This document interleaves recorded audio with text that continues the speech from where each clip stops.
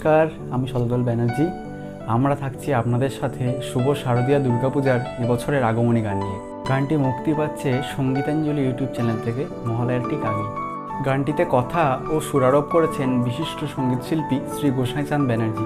গানটির প্রোডাকশন ও সাউন্ড ইঞ্জিনিয়ারিংয়ের দায়িত্বে আছি আমি শতদল ও আমার সহকর্মী পর্ণবদা। গানটির আনন্দ উপভোগ করতে সঙ্গীতাঞ্জলি ইউটিউব চ্যানেলটিকে সাবস্ক্রাইব করে আমাদের পাশে থাকুন।